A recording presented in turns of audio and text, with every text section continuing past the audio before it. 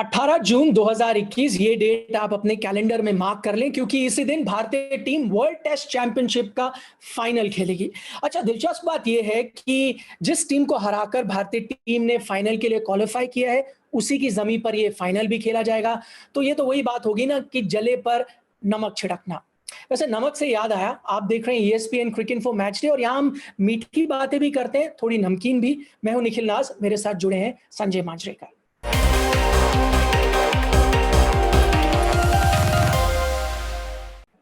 तो भारतीय टीम ने आखिरी टेस्ट मैच एक पारी और 25 रनों से जीता, सीरीज 3-1 से अपने नाम करी। संजय, सबसे पहले वर्ल्ड टेस्ट चैंपियनशिप के बारे में बात कर लेते हैं। लोग सिर्फ यही सीरीज देखेंगे, लेकिन this is a culmination of all the effort जो इंडिया ने डाला है पिछले साल 2 साल में। जी हाँ, क्योंकि एक जमाना था कि इंडिया की रैंकिंग अच्छी होती थी जब होम कैलेंडर लंबा होता, यानी ज्यादा विन्स इंडिया में होते, उसकी वजह से पॉइंट्स मिलते और उनकी रैंकिंग बढ़ती थी। इंडिया में काफी मैचेस हुए, लेकिन ऐसी टीम है नहीं इंडिया की अब कि बाहर जीतती ही नहीं।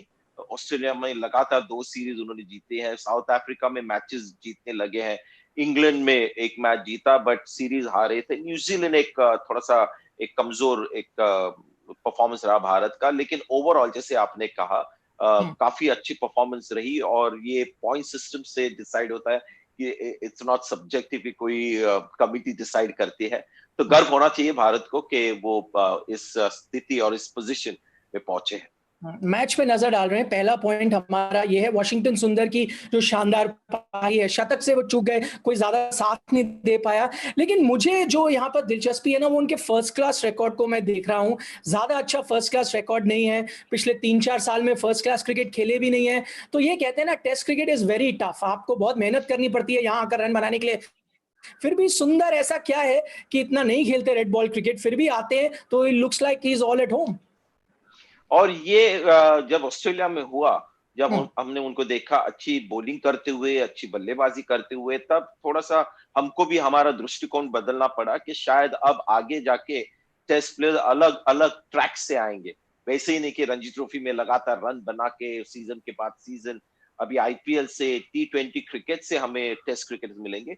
लेकिन वॉशिंगटन सुंदर की अगर बल्लेबाजी देखें तो उनका फर्स्ट क्लास रिकॉर्ड ऐसा नहीं है कि बहुत सालों से खेल रहे, लेकिन बैटिंग रिकॉर्ड जो उनका है फर्स्ट क्लास लेवल में, वो अभी भी काफी अच्छा है। मिड 30s में एवरेज है, एक शतक भी है उनका और 50s भी बनाया है। तो वो जो एक टैलेंट है।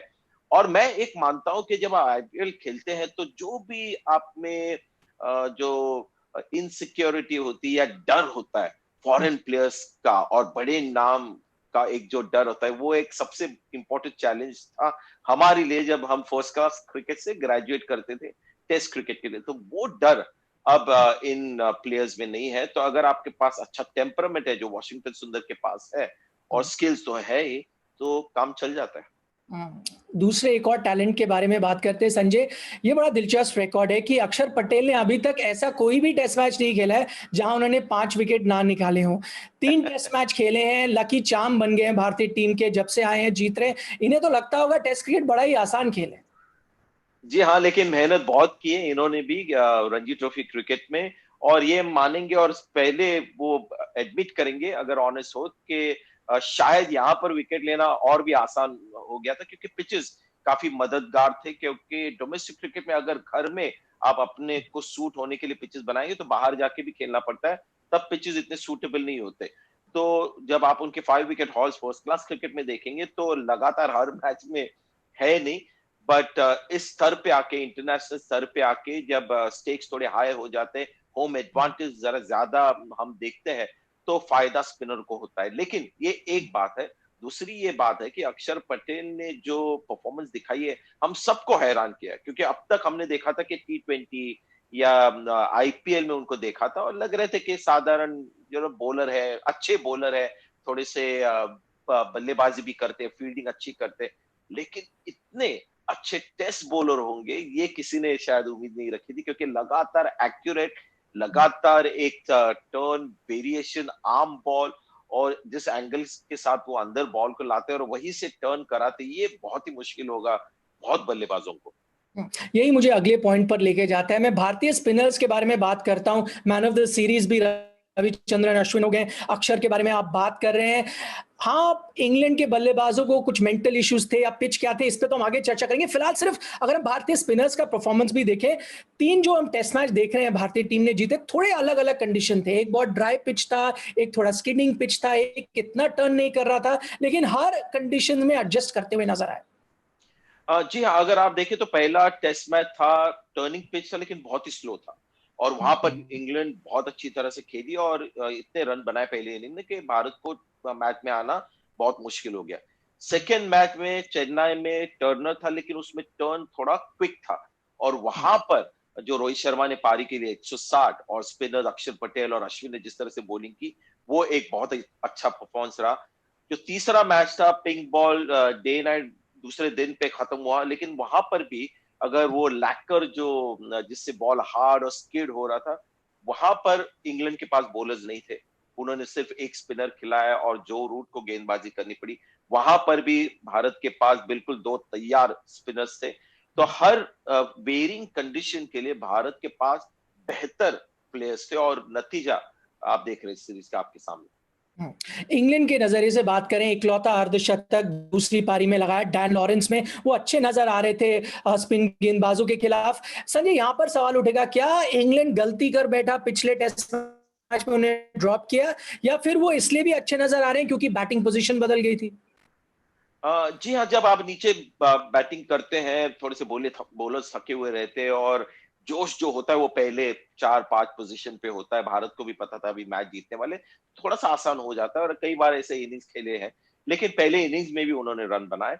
अगर टीम सिलेक्शन देखें तो वहां पर गलतियां हुई इंग्लैंड की, स्पेशली वो डे नाइट टेस्ट मैच में, जब उन्होंने सिर्फ सोचा कि ये पिंक बॉल टेस्ट मैच है, डे नाइट टेस्ट मैच है, यहाँ पर सिर्फ सीमर्स काम करेंगे, लेकिन पिच को देखा नहीं। पिच बहुत ही ज्यादा टर्निंग पिच था और एक स्पिनर के साथ गया और उसका नतीजा उनको भोगना पड़ा। और यहाँ पर जो पिंक बॉल टेस्ट मैच में हो उसके वजह से उन्होंने 3 स्पिनर्स के ऑप्शन रखे और अपनी बल्लेबाजी बढ़ाई, वो मैं थोड़ा समझ सकता हूं। लेकिन अंत में बेन स्टोक्स, जिमी एंडरसन और लीच, ये उनका मेन अटैक था। डॉम बेस्ट ने बहुत ही डिसअपॉइंट किया। तो ऐसी अटैक वाली टीम जीतने के चांसेस कम होने वाले थे क्योंकि भारत के पास हमेशा एक बेहतर उन कंडीशंस के लिए अटैक था। तो संजय, अब आता है सबसे तीखा सवाल, और ये इस टेस्ट मैच को देखकर मैं बात करूंगा क्योंकि बहुत लोग कह रहे हैं देखिए यहां पर इतना टर्न नहीं हो रहा है, इतना स्किड नहीं हो रहा। तो सवाल ये है, दोषी कौन है, इंग्लैंड का टॉप ऑर्डर या फिर पिच? इस मैच में तो बिल्कुल इंग्लैंड बैटिंग और इंग्लैंड की स्पिन बॉलिंग। इंग्लैंड के सीमर्स ने बहुत ही अच्छी गेंदबाजी की और अगर आप देखें इस पिच के ऊपर ऑलमोस्ट 50-50% बॉलिंग की सीमर्स ने और स्पिन ने। और भारत ने तो सेकेंड इनिंग में ईशांत शर्मा को भी गेंदबाजी नहीं दी। तो मैं समझता हूं कि इंग्लैंड और इंडिया में यह फर्क ये था अब तक, आज के दिन तक, लास्ट डे तक मुझे लग रहा था फर्क है स्पिन क्वालिटी में, स्पिन एबिलिटी में जमीन आसमान का फर्क है। लेकिन जिस तरह से बल्लेबाजी उन्होंने की है तीसरे दिन के पिच के ऊपर और जिस पिच पे भारत के युवा खिलाड़ियों ने इतनी अच्छी बल्लेबाजी की, 365 रन भारत ने बनाए, वहां पर एक फिर से कोलैप्स हुए। तो इससे ये दर्शाता है कि एक दो बल्लेबाज छोड़कर उनके पास एबिलिटी वाले बल्लेबाज नहीं थे, तो वो एक बड़ा गैप बन गया। तो अब तक सीरीज के अंत में लग रहा था कि स्पिन में बड़ा गैप है, लेकिन जब सीरीज खत्म होकर हम पीछे देखेंगे तो बल्लेबाजी में इन कंडीशन में स्पिन के खिलाफ कैसे खेलना है उसमें भी थोड़ा सा गैप पड़ गया। एक बहुत बड़ा पॉजिटिव इंडियन टीम के लिए है, जो फ्यूचर स्टार्स नजर आ रहे हैं, ऋषभ पंत, अक्षर पटेल, वॉशिंगटन सुंदर। एक साल पहले संजय ऐसा लग रहा था कि ऑलराउंडर्स का अकाल है क्योंकि हार्दिक पांड्या को चोट लगी हुई थी, अश्विन इतने फॉर्म में नहीं थे, रविंद्र जडेजा जो थे वो भी आउट ऑफ फेवर थे। अब तो 5 ऑलराउंडर्स में कम से कम गिन सकता हूं अपनी उंगलियों पे। सडनली एम्बैरेसमेंट ऑफ रिचेस नजर आ रहा है। जी हाँ, अगर इंडियन कंडीशन में खेल रहे हो या एशियन कंडीशन में खेल रहे हो या वेस्ट इंडीज में खेल रहे हो, तो मुझे लगता है कि इंडिया के पास बहुत सारे ऑप्शंस हैं जिनको आप ऑलराउंडर्स की तरह देख सकते हैं। रविंद्र जाडेजा भी है, अश्विन भी इन कंडीशन में बल्लेबाजी बहुत अच्छा खेलते हैं। अक्षर पटेल का भी अगर फर्स्ट क्लास रिकॉर्ड देखे, बैटिंग का रिकॉर्ड, उनका भी मिड 30s में उनका एवरेज है। वॉशिंगटन सुंदर आ गया, तो ये है 4 खिलाड़ी। लेकिन ओवरसीज कंडीशंस में शायद उतने ऑप्शंस नहीं होंगे क्योंकि ओवरसीज कंडीशन में बैटिंग बॉलिंग के साथ करना बहुत कम प्लेयर्स ने दिखाया। जाडेजा ने पिछले 3-4 साल में वो करके दिखाया, हार्दिक पांड्या ने थोड़ा बहुत करके दिखाया। लेकिन अब थोड़ा उत्साह है कि पोटेंशियल ऑलराउंडर्स अभी दिखाई दे रहा है, और मुझे लगता है निखिल आगे जाके भारत का शायद वो कहते हैं ना, पहली बार भारत के इतिहास में बॉलिंग रिचेस होंगे, यानी बॉलर्स की क्वालिटी और क्वांटिटी ज्यादा होगी, बल्लेबाज अब थोड़े से कम नजर आ रहे